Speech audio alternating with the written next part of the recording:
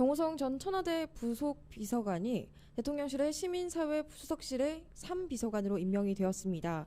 3비서관인 민원과 국민 제안을 접수하는 일을 맡고 있죠. 이에 관해서 정치권에서는 박근혜 정부의 이른바 문고리 3인방을 비서관에 임명하는 것이 부적절하다면서 비판을 쏟아내고 있는데요.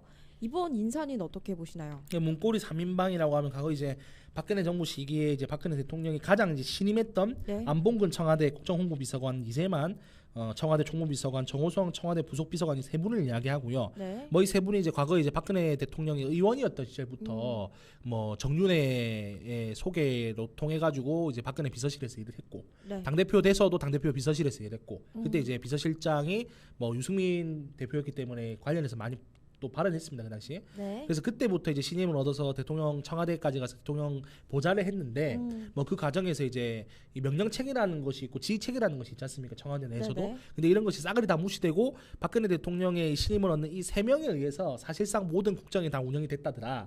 지금 이 아이가 이제 그 문고리 3인방의 그 핵심적인 그런 내용이었습니다. 네. 문고리라는 게 뭐 박근혜 대통령 때문에 생긴 용어는 아니고 네네. 원래 이제 코드 인사를 뜻하는 그런 정치 용어예요. 네. 그래서 뭐 그 중에 한 분이신 뭐 정호성 비서관 같은 경우는 당시 이제 문고리 3인방으로서는 뭐 조홍천 전 의원께서는 뭐라고 이야기하시냐면은 이분이 이제 머리 역할을 한 사람이다. 이 3인방 중에. 네. 그래서 이제 국가정보원 같은 사찰 기관을 포함한 모든 부처의 그 보고 사항을 다 모아서 대통령에게 드리는 그런 역할을 했다라고 이렇게 알려져 있습니다. 네. 부속 비서관이 할 역할은 아니에요. 이거는 정확히 네네. 말하면 뭐 국무총리나 아니면 대통령 비서실장이 할 일이죠. 네. 근데 그 일을 이제 이분이 대신하셨다라는 그런 이야기예요. 실제로 이제 그 관련해 가지고 최서원 씨 네. 국정농단 사태 때 우리가 이제 흔히 최순실 씨로 네, 알고 있는 최순실 분이죠. 씨. 네. 이제 최서원 씨 사태 때 이제 불법적으로 이제 이분이 국정 자료를 최서원 씨 보라고 이제 외부 유출한 그런 사건이 또 있었어요. 관련돼서. 그래서 이분께서 이제 그때 징역 1년 6개월을 받으셨고. 네네. 근데 공교롭게도 이제 이때 수사를 해서 기소를 하신 분이 윤석열 당시 이제 국정농단 특검 팀장님이십니다. 네. 그래서 지금 대통령이시죠.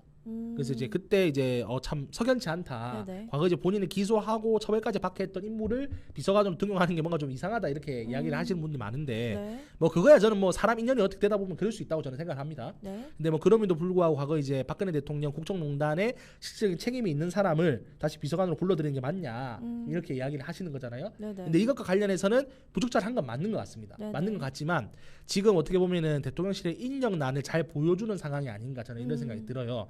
왜냐하면 뭐 윤석열 정부 같은 경우에는 임기 초부터 의도적으로 이제 박근혜 정부 때 이제 그 고관대작이었던 인물들을 피해왔거든요. 네. 주로 이제 그래서 친이계가 중용을 많이 받는 그런 성격이 있었죠.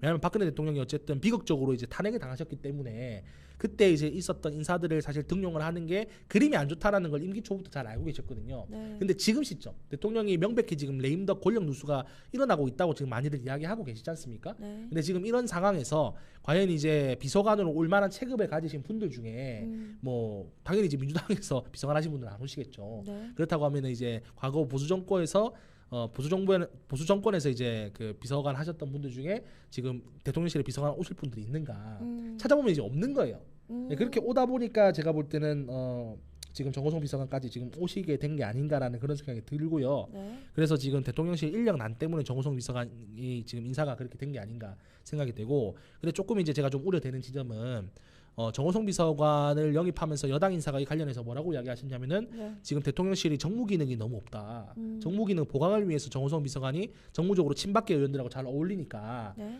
상대적으로 이제 정호성 비서관을 잘 앞세워서 의원들과 관계를 잘 조율하려고 하는 거 아니냐 이런 이야기를 하셨는데, 3비서관은 그런 역할을 하는 비서관이 아닙니다. 네. 이제 확실하게 말씀드리면은 정무 기능을 보강하기 위할 목적으로라고 하면은 뭐 정무수석도 있고 대통령 비서실에, 네. 그리고 또 이제 뭐 넓게 보면은 민정수석도 이제 그런 일을 할 수 있는 그런 비서관이 되겠죠.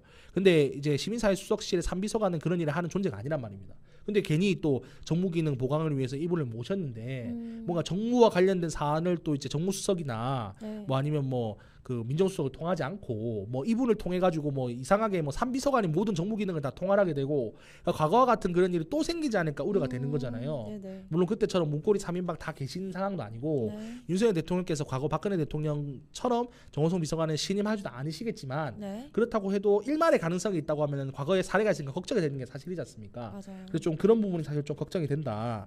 그리고 이제 사실 어쨌든 간에 정호성 비서관께서 과거에 이제 박근혜 정부 때 그런 일을 또 하셨기 때문에 네. 부적절하다고 손가락질 받을 수 있는 거는 사실 어쩔 수 없는 문제지 그렇죠. 않습니까? 네. 근데 이 사이 때 또 무슨 일이 있었냐면 이날 정호성 비서관 선임을 한 날에 네. 대통령께서 기자 간담회를 하신다고 뭐 이제 대통령실 그 앞마당에 기자분들 다 초청해가지고 뭐 앞치마 하시고 뭐 비빔밥도 만들고 뭐 김치찌개도 만들고 네. 기자분들하고 내가 자주 소통 못해서 미안하다. 앞으로 좀 적극적으로 소통하고 앞으로 이제 기자분들 우리하고 같이 뭐 미팅하고 연수할 때는 몇백 명 단위로 할 수 있게끔 하겠다 이렇게 뭐 소통 의지를 보이셨지 않습니까? 네네. 근데 이게 자꾸 이런 인사나 대통령실 발 리스크 때문에 지금 많이 묻히고 있는 것 같아서 제가 볼 때 좀 안타까워요.